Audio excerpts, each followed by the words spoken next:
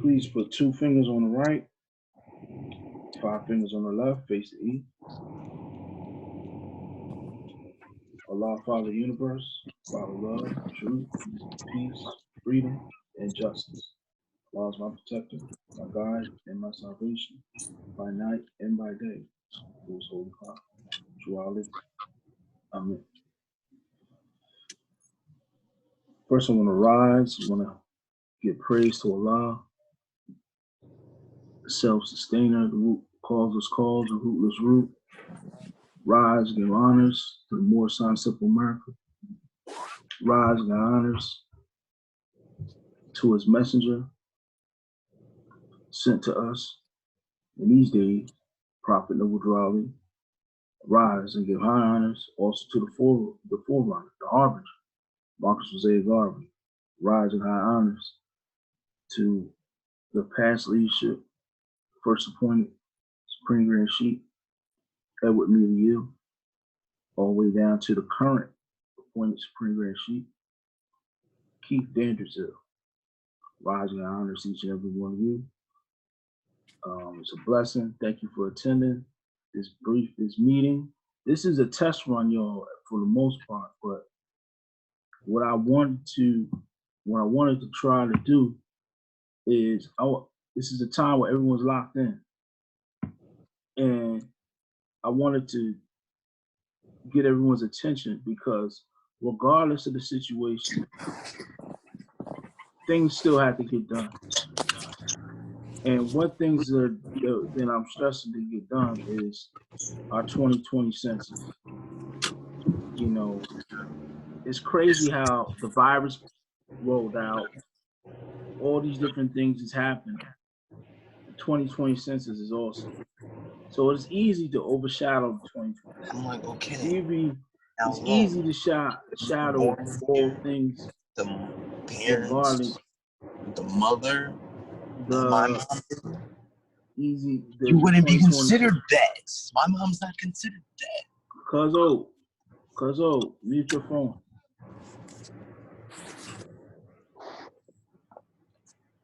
Get the fuck out of here. How the fuck out of here?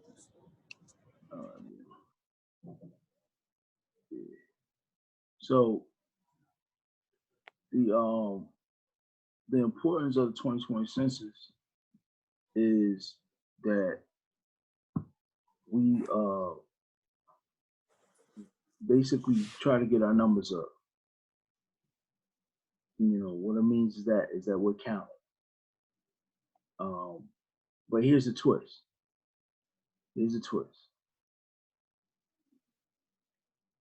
The twist is that even if we all come together, and this is what they try to push. Because remember, if you don't know, I actually went to a census training and so forth and so on. So I'm sharing my screen right now.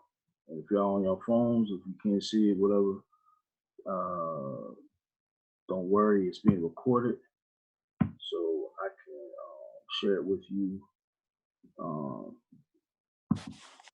You know, as far as if you want to see it moving forward. So let's see if I can do this up here. But for the most part, when we're dealing with the census, a lot of people want to, you know, we're focused on being counted.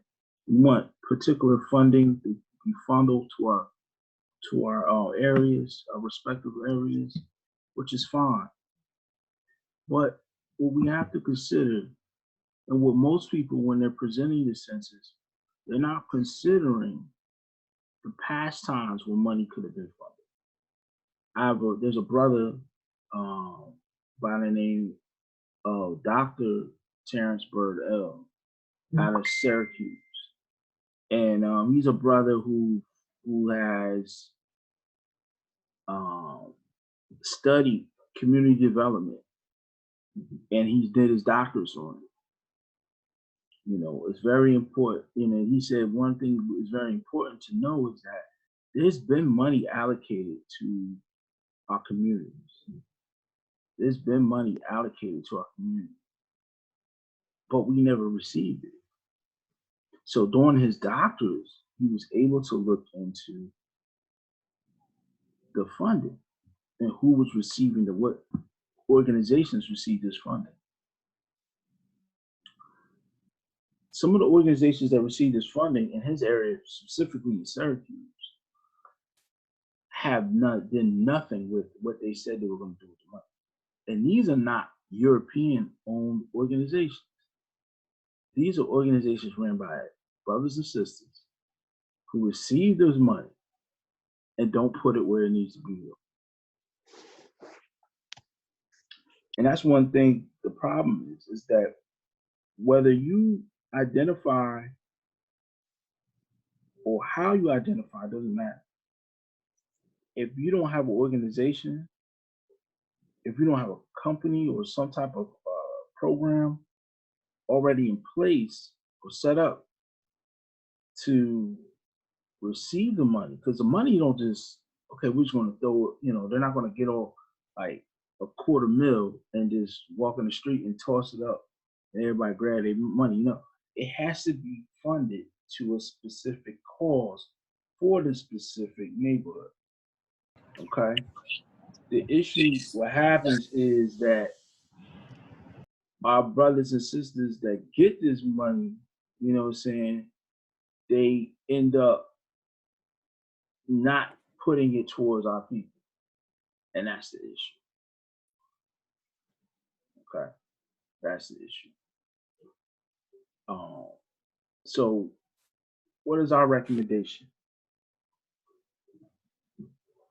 The focus of the more assigned simple of America in the 2020 census is to actually change the narrative.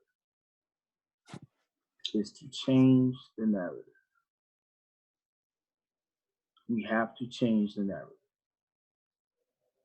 As you see in the screen, if you can view the screen, if you can't view the screen, it's all right. This is recorded.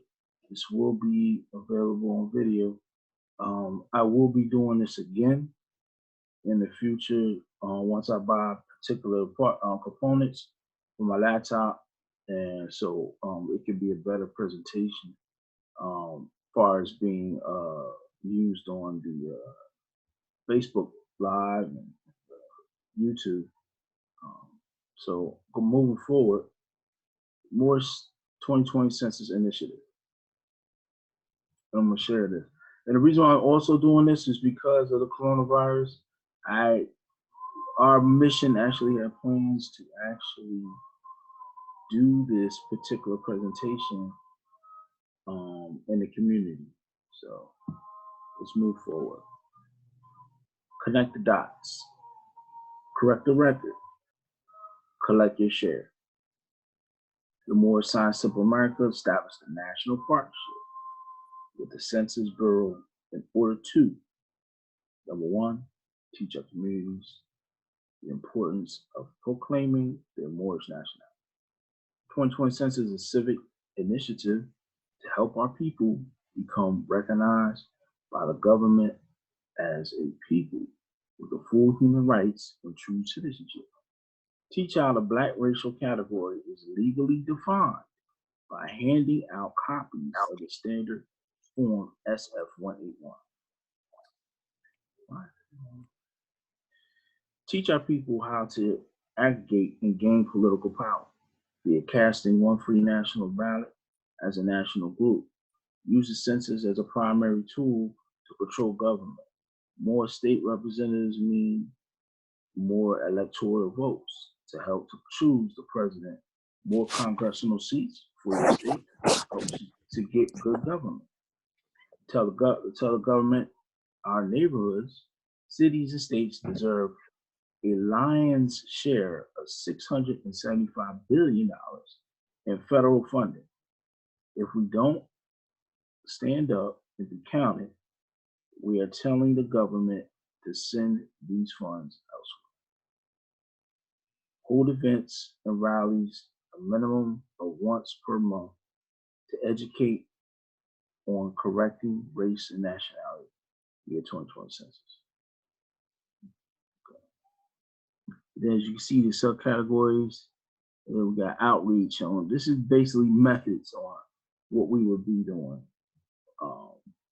if the coronavirus wasn't, or this coronavirus situation was happening. Okay. Connecting the dots. Collect your share.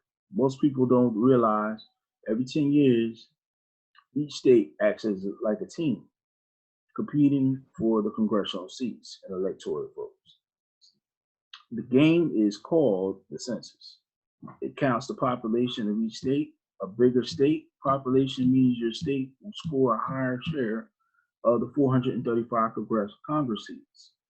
Since each congressional seat is tied to one electoral vote, gaining or losing congressional seats means your state will gain or lose electoral votes. Electoral votes means electoral college. So you and also they'll select those elect from your electoral college, how many people will go towards your electoral college from your state. This is critical because more seats for your state means more votes to make good laws and stop bad ones. More electoral votes for your state means your vote as a citizen has more weight and power to decide the presidential election. How is that? That's his next question. How is that? That's crazy. A presidential candidate needs 270 electoral votes to win.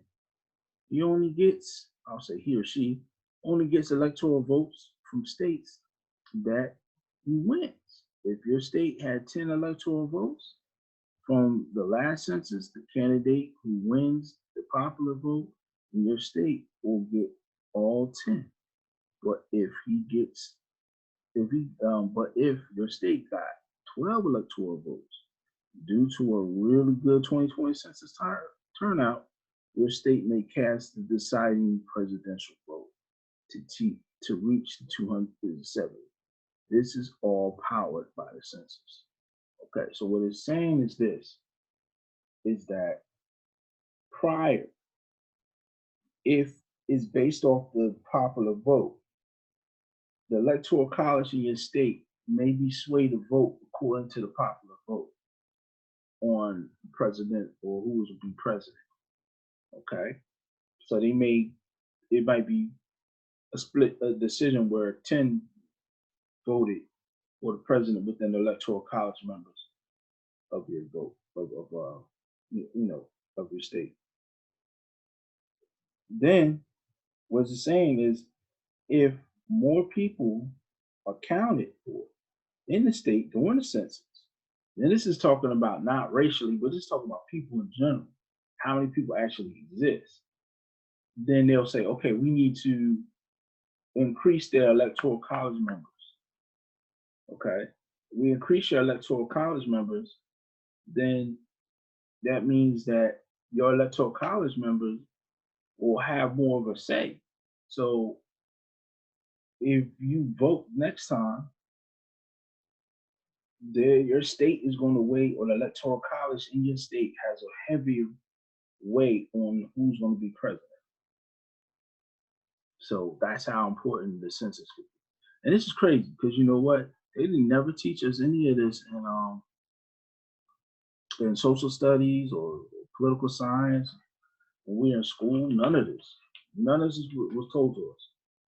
This is all new to me. I'm telling you right now, our past convention when we were in September, when they rolled this thing out, they gave us a briefing on it. And I'm still was confused. And then when they revisited it in like October or November, I was like, whoa. And then when I actually went to the census training, my mind was even more blown away. I was like, what is this? I was like, really? This thing is really that heavy? Like, I never filled out the census. I ain't never seen my grandma fill out the census.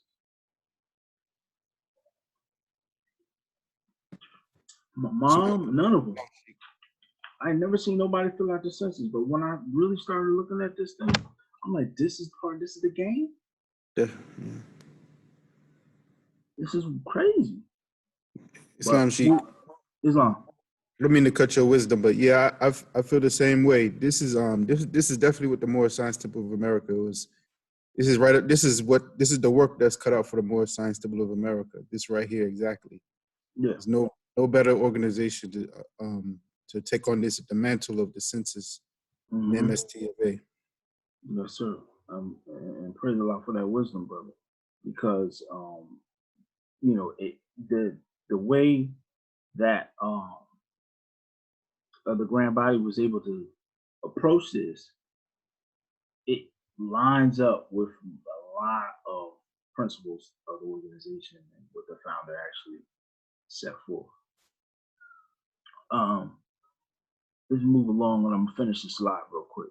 An accurate census count is also necessary to ensure your state receives federal funding needed to serve you. Okay? According to the Census Bureau, 132 programs use Census Bureau data to distribute more than 675 billion funds during 2015. Okay, so it takes a little time for it to roll out the money. Without an accurate count, billions of federal dollars will be misallocated, causing undercounted states and localities mean local areas, to miss out on federal money they would have received. Without a full response, African American communities face further marginalization. African American communities are usually undercounted to the tune of 2.1% in the 2010 census. Do the math. There are approximately 42 million African Americans in the US. So missing 2.1% of us represents about 880,000 people. Did you know? The whole state of Wyoming only has 575,000 people. Montana only has 1 million people. Alaska has just 737,000 people. Vermont only has 636,000 people. These same states have very small amount of African American citizens too. How much federal funds do we give away by not responding to the census? When African American communities are unaccounted, they lose out on representation and federal funding that goes to other neighborhoods. So stand up, be counted, or you will be giving away billions of dollars that can help your community grow, thrive, and out. So what we're also saying is this: wherever you choose, just be counted for anything. You know, we don't want to be compulsive with what we're saying. Because if you do put African American and Black on there, then, you know, that's your right. Okay. But, you know, for anything, fill it out. Because it needs, you know, money needs to come, you know, be allocated if possible. But there's also a flip side to it. You know, people need to start thinking industrialist, you know, in a manner of having things in place to receive the money, because the municipality is not going to have some. See, people have to understand, in society, the municipality, your local government, run off of contracts. Who are they contracting out to do this service? Your garbage people, the people that come pick up your garbage, is usually ran by a contracted company through the local municipality to pick up your garbage. Now, there are some local municipalities that actually have their own garbage service, but usually they'll go to someone else who can provide that service. PSE&G is providing a service. It is a private-owned corporation, but they're providing a service throughout New Jersey and other different parts. You know, this is how the game is ran. So in order for those funds to really do, you got to be like, okay, I got a reading program for youth. I have a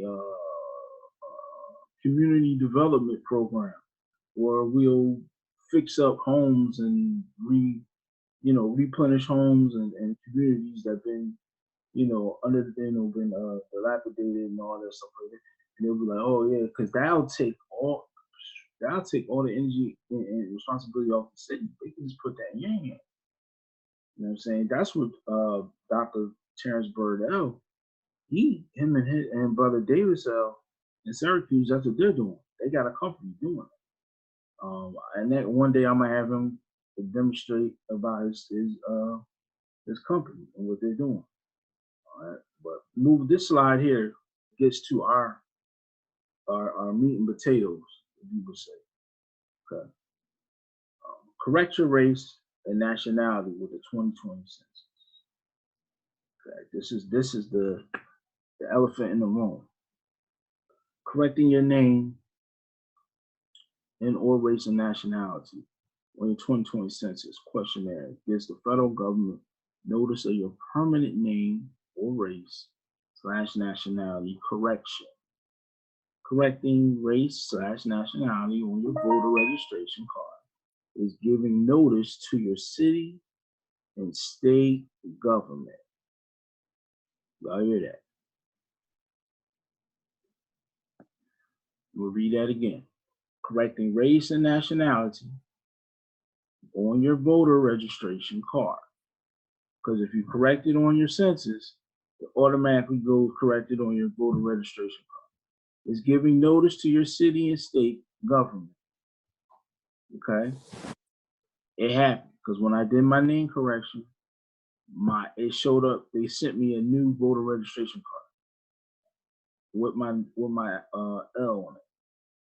So as you can see, it says Moore's complete count committee is calling for African American community, not only that, but the so-called Latino community to make an exodus from the identifying by relics and badges of slavery.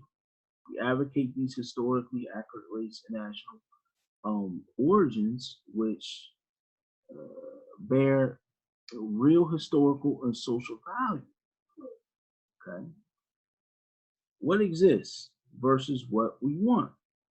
Right now, if you look at the census form, it looks like this, and you can see. Let me see if I can. Oh, let me go back. Sorry about that.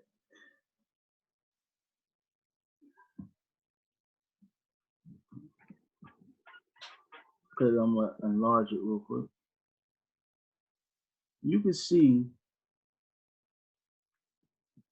what is at the current form. This is what a current form looks like.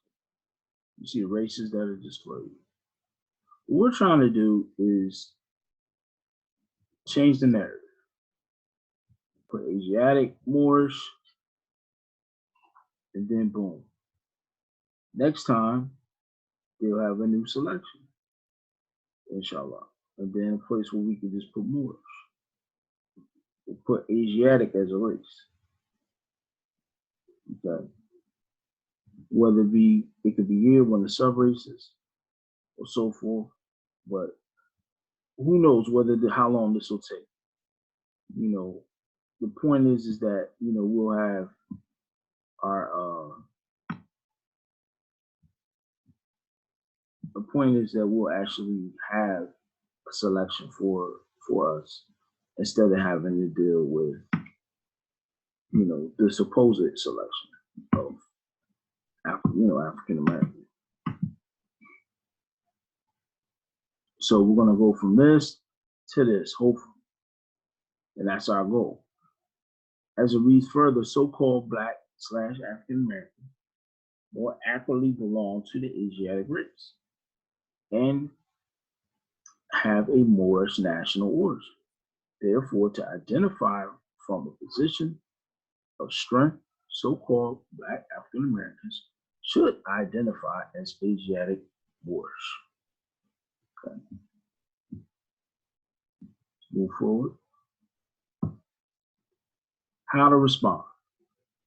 How do you respond? By April 1st, 2020, every home will receive an invitation to participate in the 2020 census. So by tomorrow, everybody should have received some mail of the 2020 census, whether it been a postcard, whether it been a letter, or you actually received a form. On the postcard, it should have showed you how to do it digitally online. Okay, and then of course by mail is the actual hard copy form. The 2020 census marks the first time you'll have the option to respond online. You can even respond on your mobile device. Okay, so this is the first time they're actually giving you an online option.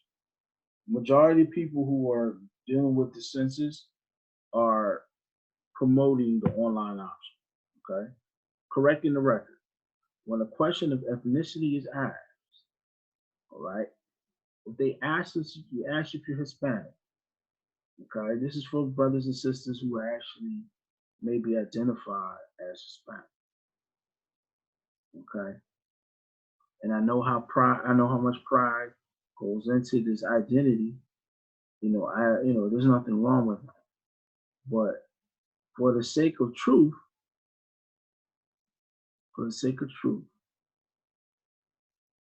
in this particular campaign, we're putting no for Hispanic, Latino, any of that particular words.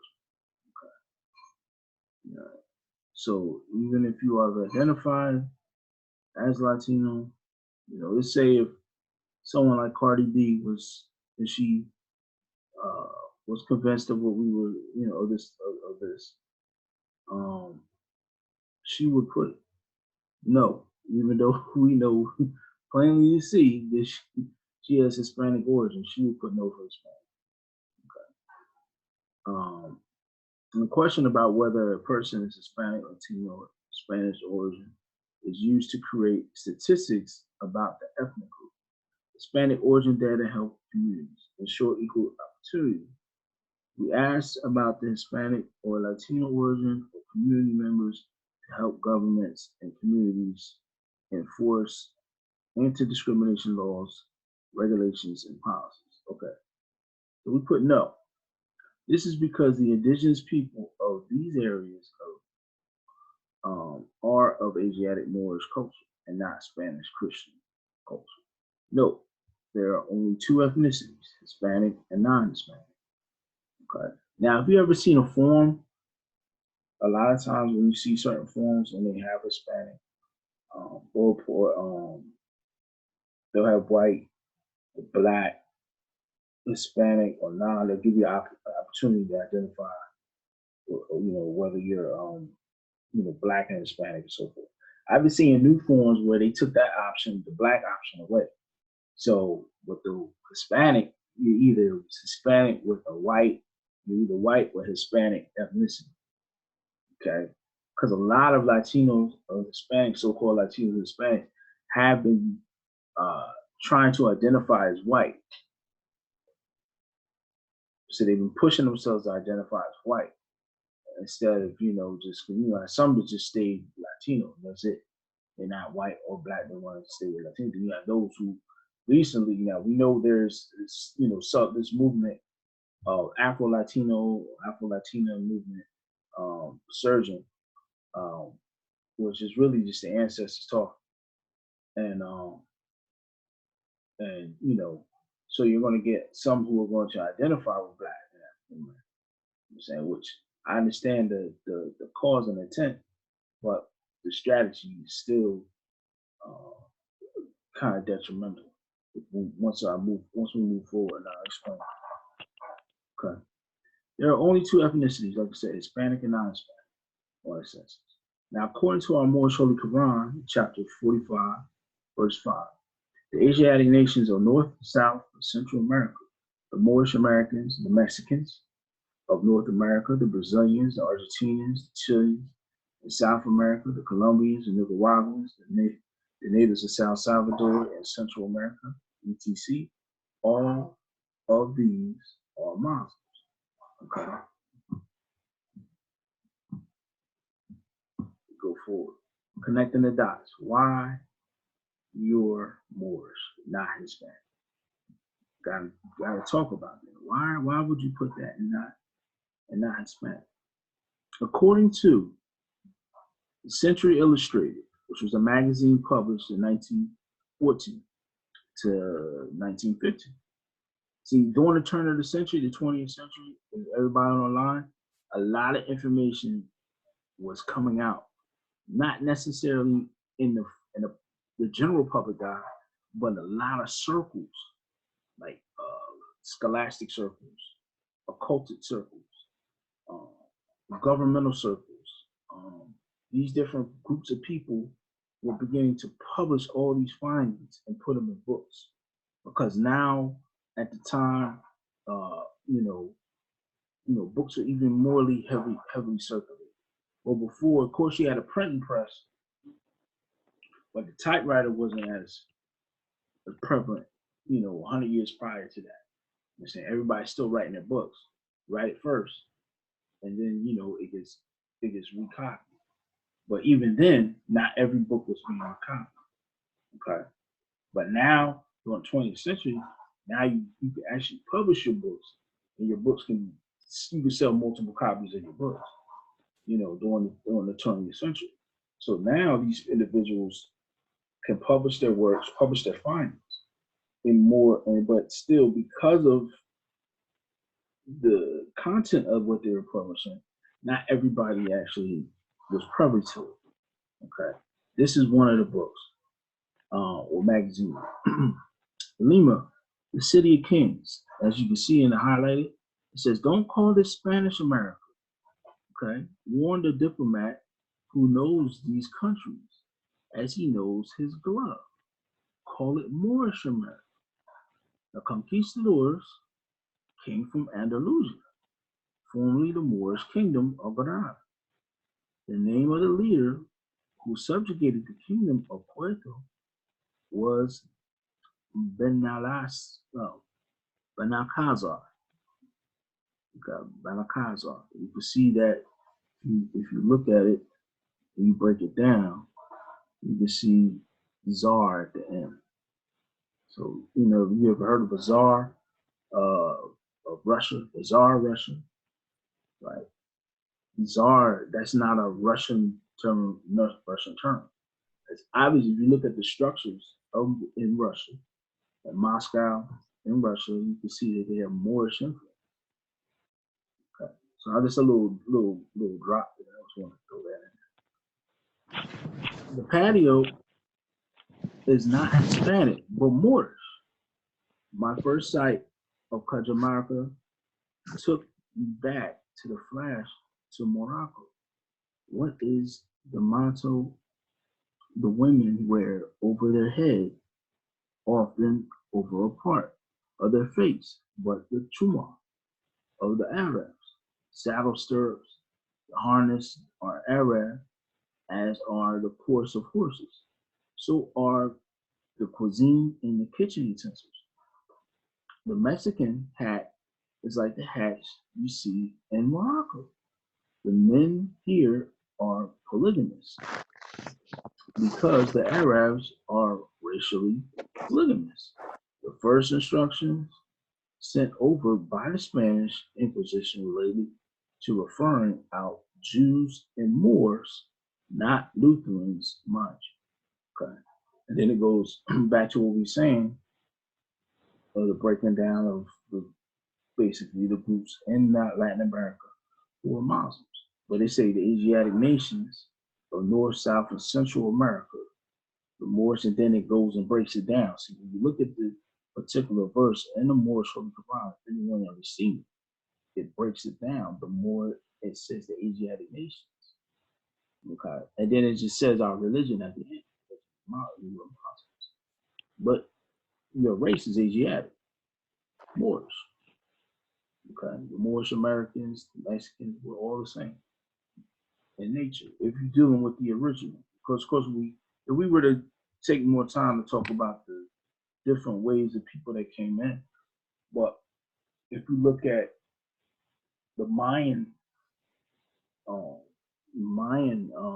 depictions on the wall, the oldest ones, I have the National Geographic issue where they did the repixelation of the Mayans on the wall that is painted on the wall, and they were much darker, and they had locks. And maybe I'll do, if I can get a chance to scan those pictures, I'll put them up and actually show you, and probably do a presentation if I can, if I get a chance, inshallah. Okay, deficiency. Black means black, and is not defined as original people. Okay, let's look at this. This is this is the standard form 181. Specific instructions. The two questions below are designated to identify your ethnicity and race. Regardless of your answer to question 1, go to question 2. So, of course, whatever you put for Hispanic, okay, that's what it is. But in question 2 is more defined on your race. Let's briefly read. I'm going to briefly read the definition category. Okay, we got American Indian, Alaska Native, person having origins in any of the original peoples of North America, North South America. Okay, it only maintains tribal affiliation or community attachment. Then Asian is a person having origins in any of the original peoples of the Far East, Southeast Asia, or the Indian subcontinent, including example Cambodia, China. Basically the rest. I'm gonna go on. I'm gonna skip Black African American, Native Hawaiian, and other Pacific Islanders. Person having origins in any of the original peoples of Hawaii, Guam, Samoa, other Pacific Islands. White. Person having origins in any of the peoples of Europe, Middle East, and North Africa. Boom. Black or African American. A person having origins in any of the black racial groups of Africa. Where is the original peoples? Where are the original peoples? Aren't we the original people? So why didn't they put original people? Think about it. This thing comes out every 10 years. Where's the update?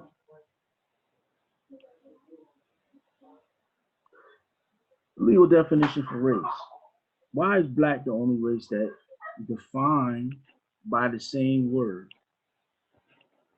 Circular definitions are invalid. Who are the black racial groups in Africa? Why is black the only race defined not having the origins in the original people? Is the black race considered part of the human race in law? Why does white include North Africans? Shouldn't they be black too? You know why? Because this has nothing to do with science or category. It's all dealing with status. Yes, the Bureau of Census already has a Native American designation for Moors.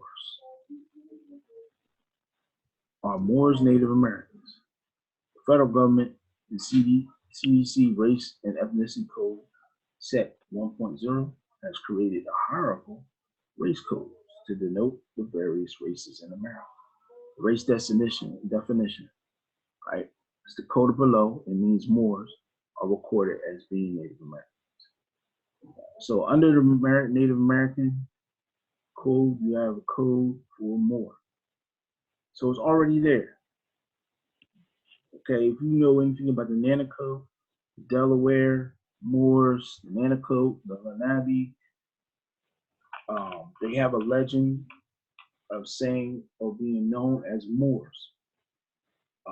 One of the legends, according to, I forgot the author of the book, he said that the beginning of the tribe came from someone who sailed from Moorish Spain and basically married a settler, and they had children or offspring and so forth. That's one of the tales that they said, that basically a Moor came over from Spain and settled in there. Okay?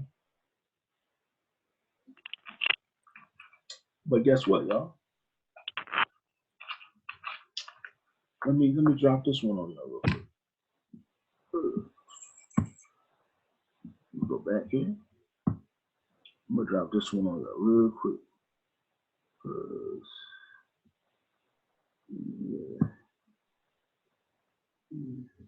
End this real quick. I'm gonna go right back. It's still here.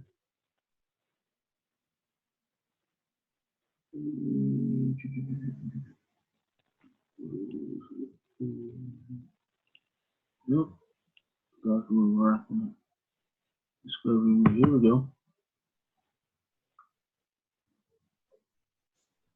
I'm gonna give y'all this here. This is a little gem that was dropped on my lap.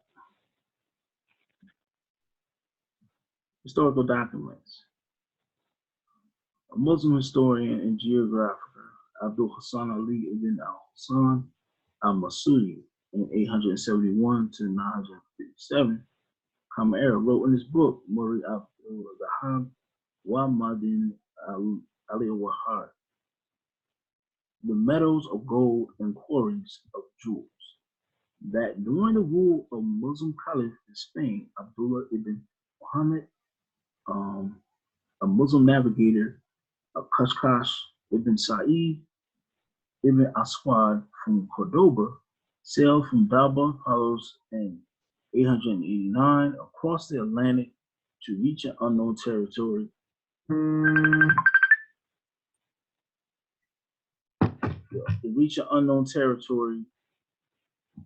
In Mujaula and returned with fabulous treasures.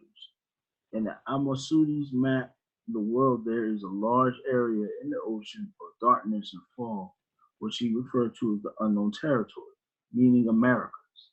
Another Muslim historian, Abu ibn Umar al-Batiyah, narrated during the reign of the Muslim caliphs in Spain, Hisham II, another Muslim navigator, Ibn Farouk, from Granada, sailed from Kadesh into the Atlantic, landed in Gondo, the Great Canary Islands, visiting King Juanaliga, and continued westward, where he saw and named the islands of Caparia and Puertana.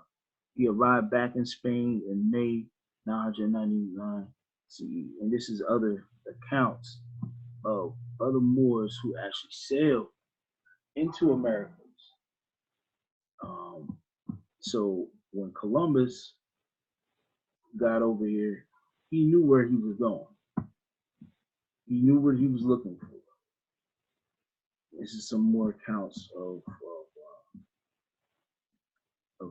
Moorish Islamic explorers who actually touched the shores of America. So, and some of them actually went into Latin America. So it wasn't just like, but y'all got to think about it critically. You know, it wasn't like we taking a flight from one country to another. You know, some people hop on flights, drop down in one country and get out. You know what I'm saying? We're talking traveling by the sea. So you're not going to just sit there, jump off the boat, look around and say, oh, this is nice, hop on the boat again and sail back. No, you're actually settling in there. They're not just going by themselves. They probably have a whole crew with them, other people with them. So most likely they're giving leeway to actually settling on this land over here in North or Southern America. Okay, so let's go back to these slides here. Right here. These loops. These dudes be bugging, man. Let me go back here. All right. Oh, gotta go back. Let me get it up. Hold up right here. Okay, we're right here. Okay, as you can see, once again, it has that category. Okay, this is a more defined look at the Bureau Census. Already has a Native American and West African designations for Moors. Okay, so the Moor actually already is there. It's already there. Okay, it doesn't not only mean giving leeway to being linked to Native American. But also, if you look at the definition, or they haven't broken down, if you look at the census program, surveys, the technical documentation, and you get to this link, this will actually break down what more is. And this one equals Northwest and Southwest African origin. The 667 number. That means the more that comes from West Africa. This one up here, the 7H8, is usually dealing with the Native American more. Okay? So, and then you have a D23. Well, this is also a Native American more as well under Eastern tribes. Important about it. And then we have Asiatic right here. So my question is, why do you have Asian and then you have Asiatic? Asiatic is already on there. We're trying to bring it to the forefront. Okay, so we pointed out Asiatic here is Western Asian. The original peoples of Middle East, aka the land of Canaan and Africa. Asiatic is our race. According to our what we're taught in the Moorish Scientific America, we're taught that we actually navigated from the land of Canaan. Now, Canaan is not just Palestine, or what we know as Israel and Palestine. Canaan, if you start to really study what Canaan is, Canaan was a vast, actually stretched all the way down to Arabia. That the Arabians were originally Canaanites as well. So it was a vast group of people living together, but they all had their own separate individual language or dialect of Canaan, and they developed into their own, pretty much, their own language or whatever. But it was mostly a dialect of the Canaanite language. Well, people spoke Hebrew, or they spoke Phoenician, or they spoke Babylonian, or they spoke Chaldean, or they spoke, all these things were linked to a Canaanite civilization. Amorites, the Hittites, all these people came over with the Canaanites at one time, and then this is where you get your other countries or your other developments of Libya, or which was Tripoli at the time. You have well, prior to that, you had Carthage, and then when Carthage dismantled, then you had your other. But Carthage itself was actually founded by the Canaanites or the Phoenician portion of Canaan. Okay. So this is where the Asiatic tongue, because not only that, but many of the Northern Africans and West African people speak a Canaanite dialect or an Asiatic dialect that can be traced back to across the Red Sea. Okay? Correcting the record. When the question of race is asked, the MCC stands for the Moorish Complete Count Commission. Okay? Recommends all our African American, Central, and South American family to answer American Indian, Moor, right? Some other race. So you put some other race. This is how we wanted to answer. If you get your census, if we're recommending this. Okay, we're not forcing you to tell. You can identify as you please. We're not telling. We're not. We're just recommending you.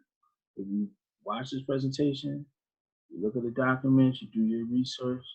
This is what we recommend. If you do not, and you think, "Oh, this is hogwash," then hey, identify as you please. But our recommendation is put Native American, put more. That covers your bloodline here in America. Go down here, you put Asiatic, Moorish. That covers your bloodline across the Atlantic seas. Okay, that completely tells your story and your makeup. Okay, because many of us were born, our families were from here. But it's foolish to deny the fact that our families did not necessarily originate overseas. I got an article. I'm gonna put it up next time. I got an article where it talks about the Cherokee Nation And Cherokee Nation origins came from over in the land of Canaanite. You know, there are many of people like Barry Fell, who else? Leo Weiner, Barry Fell, and these different anthropologists and linguists, they actually write about the languages, especially the native tribes in the north and east, who actually their dialect or more of a Asiatic language. Okay, that's why if you ever read They Came Before Columbus, Professor Ivan Cerner talks about how Columbus needed an interpreter, and the languages that needed to be interpreted was Arabic, Hebrew, and Chaldean. Okay, because those languages, the people that he ran into spoke those languages. Okay. According to the Census Bureau, racial categories are based off of self-identification. Keyword, self-identification, and generally reflect a social definition of race. A social definition of race. This means your choice cannot be legally challenged. That's key. This is where we get into the correcting your records, your status. So I hope you guys understand what I'm saying, because look, this means you no longer need to look up on RV Bay publications. You no longer need to pay so-and-so X hundred amount of dollars. You don't need to be looking at all the videos on YouTube regarding, because none of them really talk about changing your status. And I'm not trying to down any, but you don't have to. I'm telling you, this right here is this is the game changer here.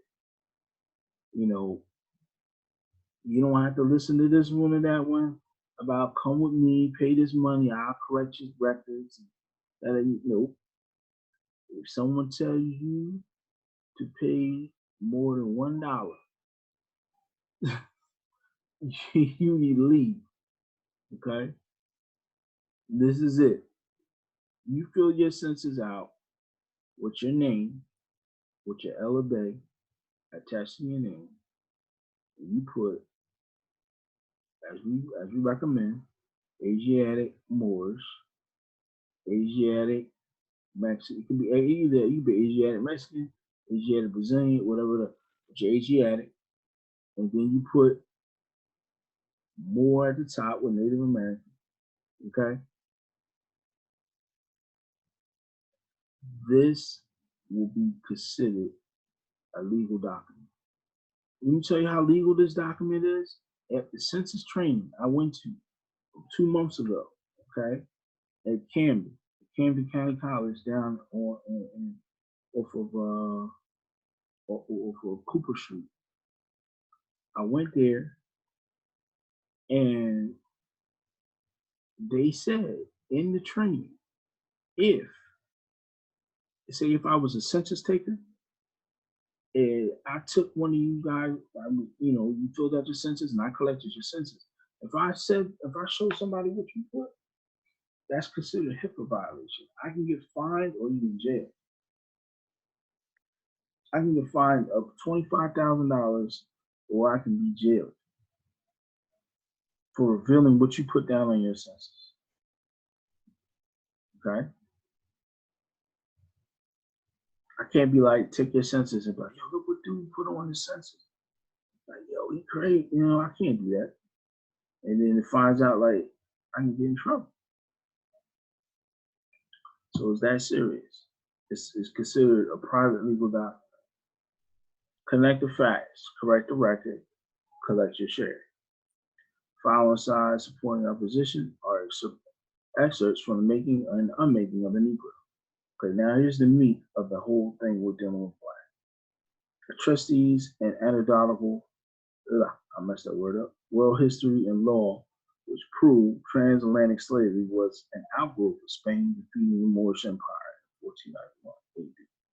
The Negro is a legal status manufactured to strip Moorish people of their nationality. The loss of nationality was a key to branding them subhuman slaves in the eyes of law. Still identifying as Negroes is the reason why their Black lives don't matter. Their Negro status is unmade by simply returning to their Moorish nationality. Here's a map, a global map. Pardon about it. As you can see, we put references from our pamphlet, The Moorish Road to Rome, and it's telling you basically the sojourn, as I mentioned before. And I'm gonna read the red, highlighted red parts. The inhabitants of Africa are descendants of the ancient Canaanites from the land of Canaan, the Moabites from the land of Moab, who received permission from the pharaohs of Egypt to settle and inhabit the northwestern Africa. They were the founders of the true possessors of the present Moroccan Empire. The dominion and inhabitants extended from northeast, southwest Africa across the Great Atlantis, even unto the present north-south Central America. Hey, there you go. Also Mexico and the Atlantis Islands before the great earthquake which caused the Great Atlantic Ocean. Down to this red highlighted, what your ancient forefathers were, you are today, without doubt and contradiction.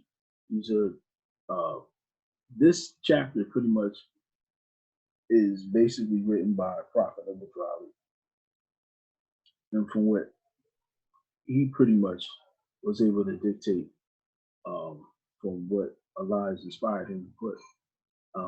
But this information here, I know an anthropologist. Her name is Dana McRitchie Reynolds. And she doesn't live too far from where I live. She lives in Cherry Hill. And she studied and she looked into this chapter specifically, and this specifically is what she studies and what she does her presentations on, is the Asiatic, Afro-Asian or Asiatic connection to Africa, to even brothers and sisters, are us here in America. And she said for someone to even have that knowledge at that time, you had to be in certain circles, because that wasn't public knowledge at the time in general public. Like I said earlier, in the presentation, it's not public knowledge. The general public did not have knowledge that of a Canaan, of a real Canaan. This is why a lot of Afrocentrists, they came later and they began to debunk the existence of a Canaanite or the existence of a Moabite, saying all that stuff didn't exist. It did exist. And I was and to be honest, I was one of the main people in my early stages of knowledge. I did not give any credence or acknowledge the fact that there was a Moabite, a Moab, or land of Moab, or land of Canaan. And I was like, oh, that's fairy tale. But then I actually started looking into it, especially dealing with the knowledge of the prophet, Ali. And it gave me, and I started to look at it, and I was like, wow, there's actually a real land of Canaan, and it's larger than what I thought it was. There were Moabites. I thought all this stuff was just made up, but no, it's real. They actually exist, and they were very ancient people. Now, on the other side of the graph here, and it shows you the continents connected. Okay, what that look like. Asiatic, the race of the so-called African Americans, because we originated in the cradle of life, the land of Canaan. We are the original peoples of the land of Canaan, which is part of Africa, but is now called the Middle East. The land of Canaan now, Arabia, as I said before, is located on the African continental plate. Human family originates here. Natives of the West, Africa, and the Americans migrated there along the route shown. Asiatic nations originated in Asia. Our ancestors spread throughout Northwest, Southwest Africa, which included the Americas. become the earthquake, before the earthquake that caused the Great Atlantic Ocean. This is why Moors are known to be North and West Africans under the census of 667. This is also why Moors are listed as Native American under this code 7H8 and D23. So either they know or somebody did some legwork to get certain things put in place. Connecting the dots. How did the Moors become targets for slavery? According to ancient sources, the popes of Rome called the perpetual enslavement Saracens. Oh, Saracens. Okay, so you can see the codes here. I know this is a little joggle. I don't know why they wrote under this, over this. So that you know, I did not put this slide together. This is, the grand, certain officers in the grand body of the Moorish Knights of America. But we do praise Allah for their efforts, and it's still a decent slideshow. But yeah, I didn't do this. On June 18, 1452, Pope Nicholas V issued the Papal Bull decree titled Dern de Versas. It means until different. It authorized Alfonso V, King of Portugal, to conquer Saracens,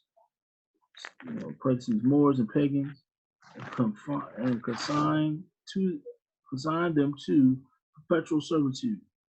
Facilitated the Portuguese being the first to start the slave trade in West Africa, specifically targeting the Moors, Saracens. No other Islamic nations have been enslaved except the Moors. In 1493, Alexander VI issued a bull inter caetera stating that the Christian nation did not have the right to establish dominion over lands previously dominated by another Christian nation. This angered Portugal because they were shut out from the New World land claims. So, in June 7, 1494, Spain and Portugal signed a treaty of Tordesillas. It divided newly discovered lands outside of Europe between Portugal and Spain. See purple line on the map. You can see the purple line on the map, the dotted line on the map. You can see that. Okay. This dividing the line gave Portugal exclusive right to Africa and Brazil. Spain kept the rest of the Americas. That's why you only have one country in the Americas that speaks Portuguese, and that's Brazil. The majority of basically the whole of South America, even majority of the joining islands, speak Spanish. You ever thought about that? Why only one country is Brazil? Is it? And they have the most people of African descent. So they were colonizing them over here. That's why you don't really got, I think you only have one or two countries here that speak Spanish in Africa. The rest of it is French or Portuguese. Okay. Together, papal decrees and the Treaty of Tordesillas are the legal basis for the doctrine of discovery in the transatlantic slave trade. U.S. Supreme Court confirmed the doctrine of discovery is the basis for the USA title to the land. So the United States itself is still running off the doctrine of discovery. Okay, this book here is right here. You're not going to find this hardly anywhere. Okay, I do have this on PDF. Did I read it in depth? No, not yet. But it's a very large book on PDF, a lot of pages. If you want it, let me know, and I will forward it to you. Show me the email. I gotta find what. I gotta make sure I have it though. Yeah, I gotta make sure I have it. I think I have it. I don't know, but I did save this picture a few times. Connecting the dots, searching out the Moorish domain. According to the ancient sources, Moors are pre-colonial possessors of Americas, Spain, and West Africa. The discovery of America and the outgrowth of the conquest of the Moors. Okay, and as you can see, it says, because of the knowledge of the facts of the Moors were inhabiting and trading in the Americas hundreds of years before Christopher Columbus discovered the Americas, it's no coincidence that Columbus found in America just 1 year after the fall of the Moorish dominions in Spain. So Columbus in what? 1492. Columbus sailed the ocean blue. Prior to that was the last stronghold, the fall of the last stronghold, which was Granada in Spain. The Moorish, Holy Quran, chapter 47, Egypt, capital empire, and dominion. And it tells you right here, again, we're visiting this again, the Moabites from the land of Moab. We received permission from the pharaohs of Egypt to settle and inhabit northwest Africa. They were the founders and are the true possessors of the present Moroccan Empire, with their Canaanite, Hittite, Amorite brethren, who sojourned from the land of Canaan seeking a home. The dominion and the inhabitants extended from north, east, south, west Africa, across the great Atlantis, even unto present North, South, and Central America, and also Mexico and the Atlantis Islands, before the great earthquake which caused the great Atlantic Ocean. What your ancient forefathers were, you are today, without doubt, a contradiction.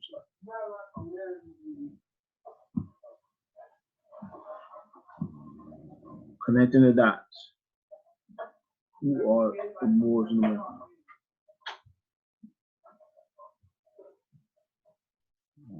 So we're going more, as you can see, Omax.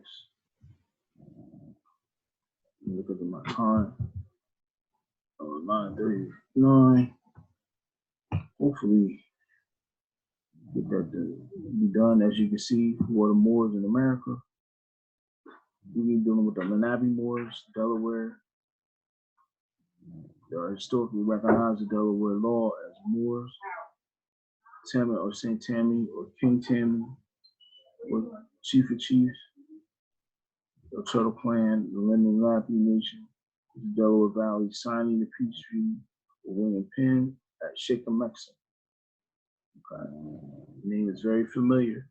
The end part of that name is very familiar to the teachings of the Moor science of America, because we do call the lands a Mexican. Okay. The patron saint of America.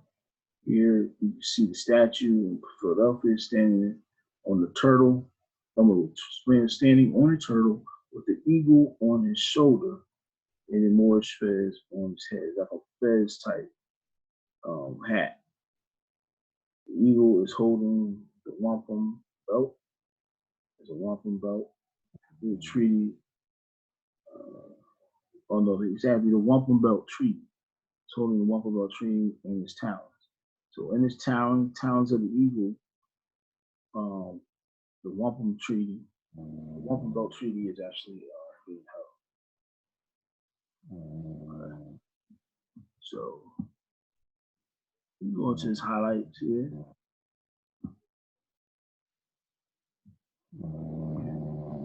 You said the tribe was formerly known as the Moors. For many decades of the 20th century, state documents such as driver's license designated the tribe's race with an M. Then you had the school for children of people called Moors. They had a school for the Moors, the native Moors. Basically, that they usually have schools started by Europeans actually, which are colonized. You got the Moors of Kent County. You got Swarthmore University. That's in southern Pennsylvania headed towards Delaware.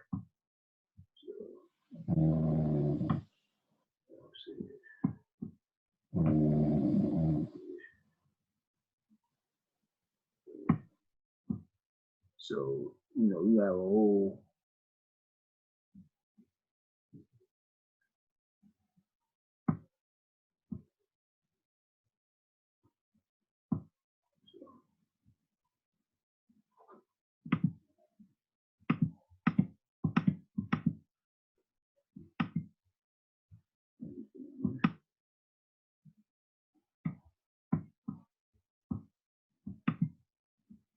all right.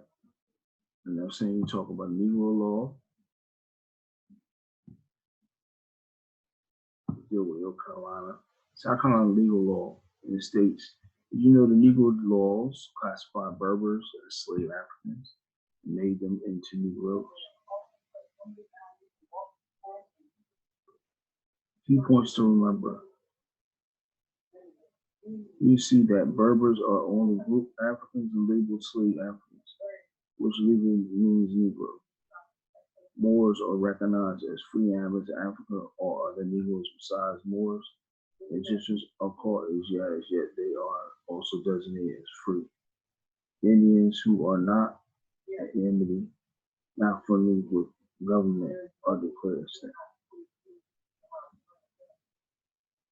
We already know the Spanish found Moors, Amorites, Moabites, Canaanites, the original Nubians in the 15th century in America.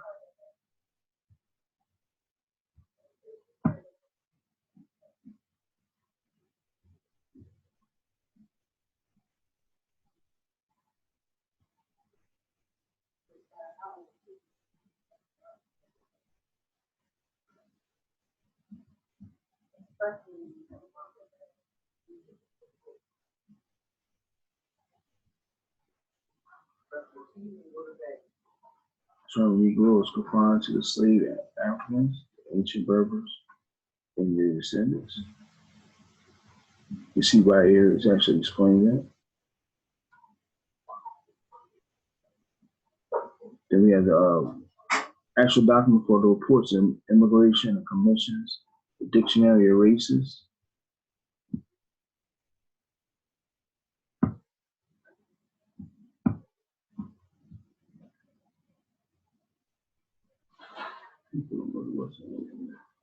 As you see, the Berber, what the Berber is, important native race of people, Middle Western, Hamitic, let's say Caucasian or Hamitic origin, Semitic, Hamitic, and more. They number at least 70 million in Morocco and Algeria, and 500,000 in Tunis and Tripoli, not known as immigrants. Okay. So you can see these. Yeah. I'm sorry to interrupt. Just maybe I'm jumping the gun, but just for people who don't understand, in order for the reason why the European put Caucasian in parentheses after Hamitic, Yeah, is because they couldn't fathom that none other than Caucasians could have built the pyramids. So they tried to say that the Hamitics were like a special group of Caucasians in order to justify the Egyptians doing what they did. So that Caucasian, all right, Islam. You're right. Yeah, absolutely right. And that's why you will see Caucasian there, is because they were trying to tie themselves to basically building the pyramids and Egypt structure and academic excellence. So they couldn't, because the whole idea was, you know, you had honor scholars like, you know, Gerald Massey and even Wallace Budge before the Rockefeller Foundation pressured him. But you had, you know, Gerald Massey, you had Albert Churchward and others who were like, yeah, you know, these are, you know, Asiatic or dark-skinned people who actually built all this stuff.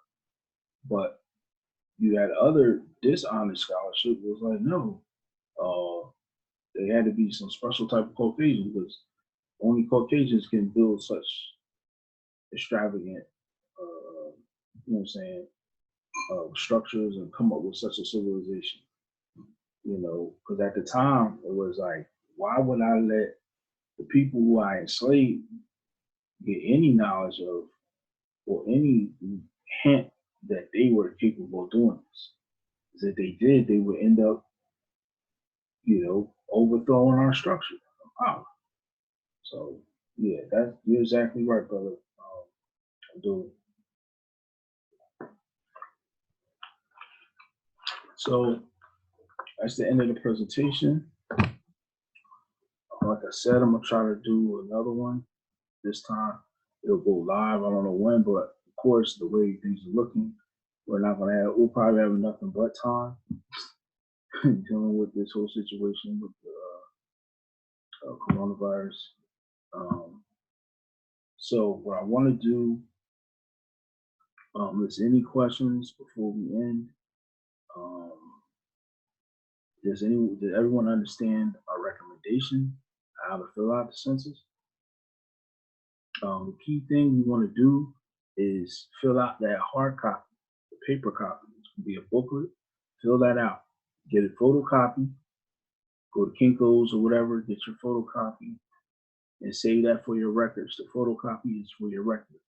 So you can go to the DMV, go down to whatever, send the copy to your vital statistics and so forth and so on, so they can recognize you and change your status. So you know, so if you fill out a job application or whatever application, and you put, you know, Asiatic Moorish or more, they have to recognize that. If your job comes back to you and trying to say something else, you have the right to actually say, well, this is how I self-identify. If they propose a problem, then you can propose a lawsuit. As simple as that.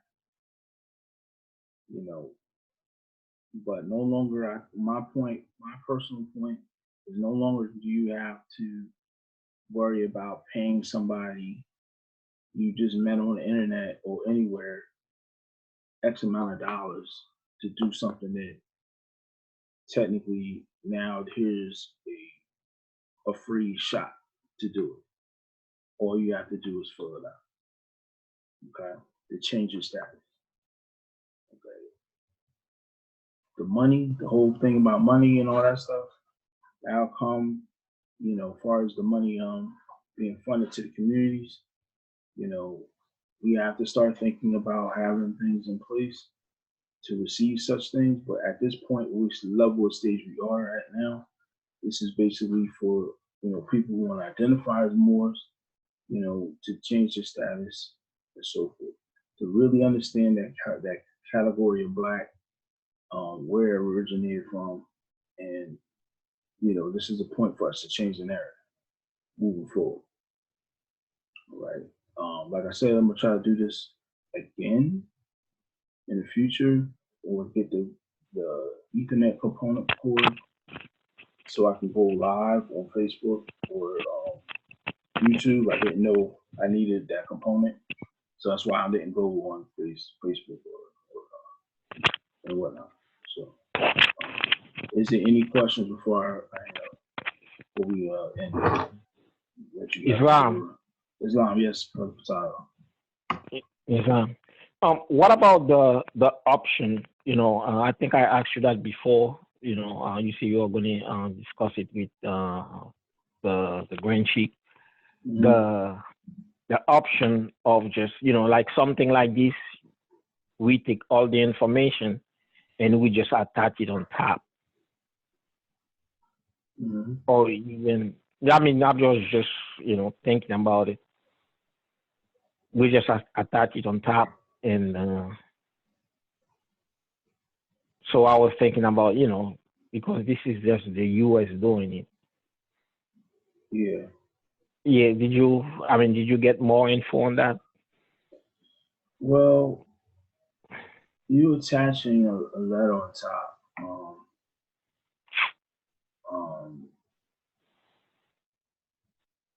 Like with all the information that you just cover. Yeah. But they're not going to read that. You got to consider the fact that they have to go through and enter in thousands to almost millions of applications. Okay.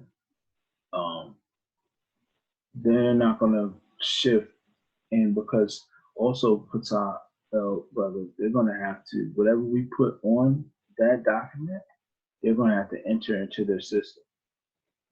Okay. Okay. To record it. So what we're doing we created a separate document, all we're doing is we're really just recreating, we're basically making it we're basically making it a little more difficult. Okay, more difficult. Okay. But if you're saying that why don't we have our own document for ourselves, for within our grand body, we do. You know what I'm saying? Okay. Every time you fill an application, also we have your baptism record, the live birth record. All those are recorded into a database. The brother Divine Bay has. Okay. So we have a recorded database of the members and those. It's up to the members to enter it, and also the sheiks to let them know that those things are available. But we do have a recorded base in the database.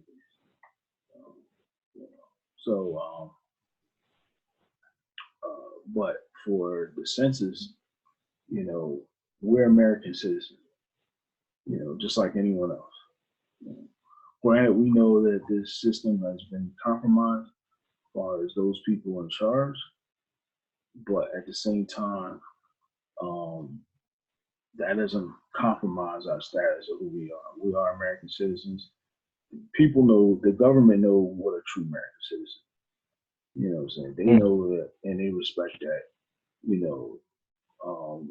And they respect us when we're in our true status and being, properly identified. They'll respect that. You know what I'm saying? It's when we go around and we're not, they don't respect us.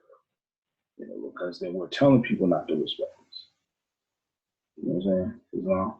So we gotta be in our proper person, as you would say, or as what other Moors would say, and that census is helping, is actually, you're telling them. So you gotta understand what that document is saying is you're self-identified. They're telling you to self-identify. They're telling you, what are you identifying yourself as? Tell us, please tell us. That's what they're saying. They're saying, okay, how should we recognize you? And you tell them. You fill out the census, you put it, you put your name, Patah L. Boom, boom, boom, boom. This is how I want to self-identify. I gave an example. I don't know if it was you guys, but I gave an example, man. I work in this field of behavioral health with these kids, man. And late last year, man, they had it was a girl's house, but they had like a transgender kid. He was like only 16 years old. And the transgender on the record, when I have to put in that note for the end of the shift on how that person did during the shift, it says right there, sex, it says female. Right? Now, granted, the transgender didn't change his name yet. It still had the boy name, the man that they were born with. Of course, they didn't have sex change number. It just, this particular resident identified as a woman, even though biologically born as a man or a boy. But the name never changed to a girl name. It stayed as the boy name. And it was weird, but the sex he changed the sex. The sex was identified as female in the system. That's crazy. I was like, what? That thing blew my mind. I was like, oh my God. Like, you know what I'm saying? I was like, wow. Like, what did they do to do that? But see, the advocacy is so strong with that community. And they're so persistent in pushing their identity that now you have to accept it. It doesn't matter what they look like. They can come with a full beard or a 6 o'clock shadow. But they say that they're a woman, you gotta recognize. Or you might face a lawsuit. It got people so shook. But it's their persistency that got them to do it. And we gotta be persistent. You know what I'm saying? They ain't filling out no strange documents. They're not filling out affidavits and this one and that one and sending it in the courts. They're telling people what they are. They got unity behind it. And of course, they got the law and different legislators to back them up. They put their peoples in this position and they getting these things done. That's what we need to do. When we start, we have to stop. We got to stop beating around the bush and playing around. You know what we need to do, and that's the problem. This is we chase after these different methods. You know that other Moors are selling and putting out on the internet.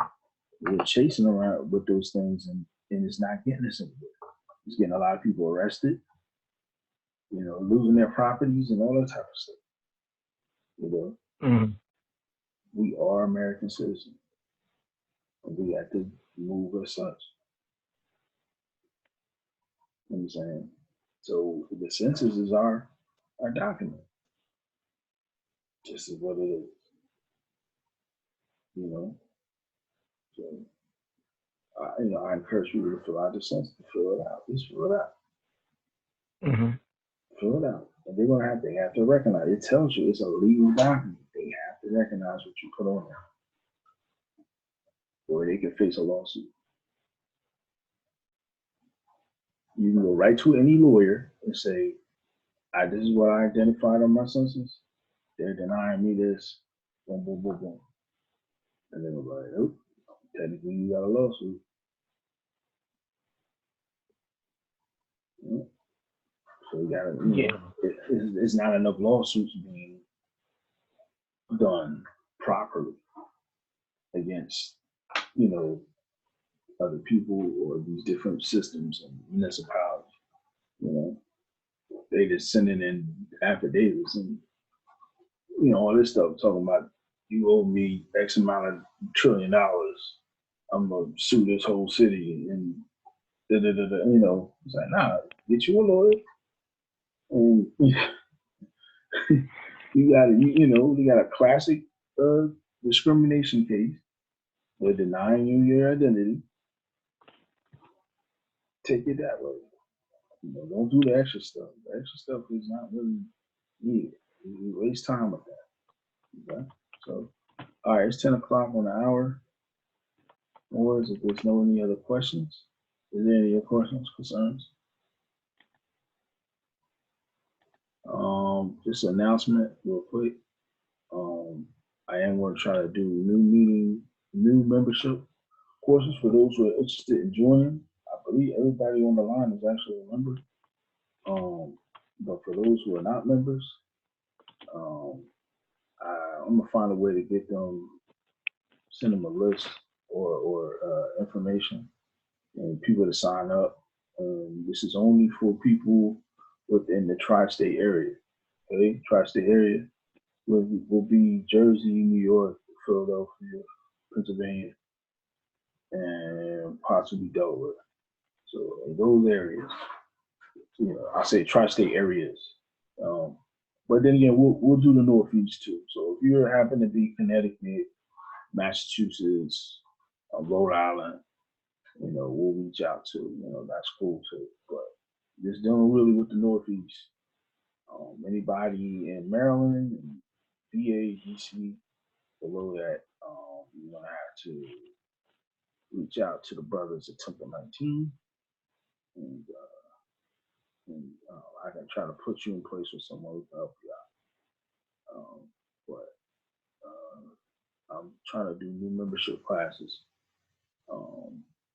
just like the brothers from Mission 30 out in Ohio does with the Moors in America.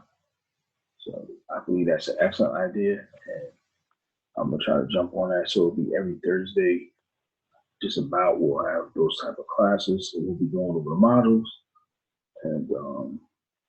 and then from there we'll take a test. We'll have members take a test, or the potential members take a test, and then when they're done, usually halfway I'll submit them. I'll give them the application, and then if they finish the test and the quizzes, all the quizzes, and they get passed, I'll submit their application in, and then they'll be getting a nationality card, the official members. If there are any questions besides that, any announcements, I hope everyone stays safe. Okay. Stay safeguarded. Please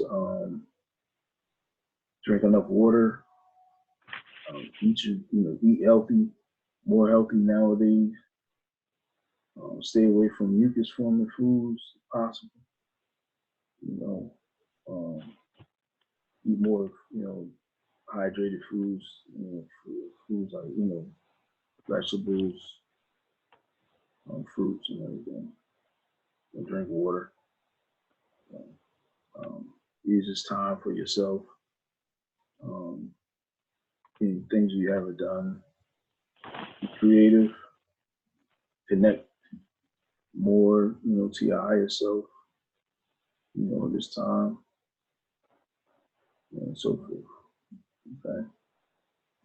All right. So, for further ado, I'll close out the meeting. Allow bind our hearts and minds back to the forefathers, divine creating principle. This we ask in our holy name and serve the Amen. All right. Peace and love, Moors. Peace.